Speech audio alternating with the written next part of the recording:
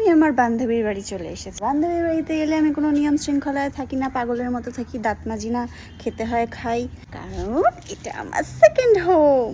তা বলে আমি আমার নিজের বাড়িতে এরকম থাকি না, যেটা আমি আমার বান্ধবীর বাড়িতে এসে থাকতে পারি। পুচু পুচু, আমার বান্ধবী আমার জন্য বানাচ্ছে পাস্তা। তুই করছিস নাকি এখন? হ্যাঁ, না কি? হাই হাই সুন্দর। ও, আমাকে তখন নিসনি তো? হ্যাঁ, সবটা নিয়েছি। বলবে খেয়ে দিয়ে কোনো কাজ নেই, পাগল হয়ে ভিডিও করছে। ভিডিও তো পাগলেরাই, না কিছু বলবো না। এ পাগল, এ পাগল, চর খাবি? হ্যাঁ, আরে আমাকে দে। খুব মজা লাগবে। এই যাতো যাতো যাতো।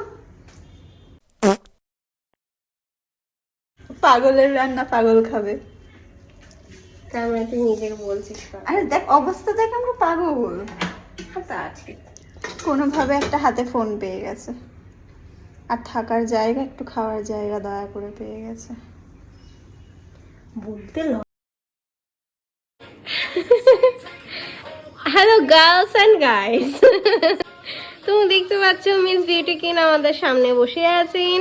উনি এখন আমার হাতের বানানো পাস্তা টেস্ট করে বলবেন, রিভিউ দেবেন। বানানা স্পেশাল পাস্তা একদম বিচ্ছিরি হয়েছে, খুব সুন্দর হয়েছে।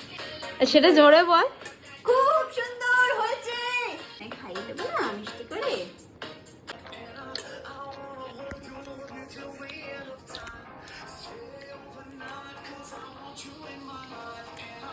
কেমন?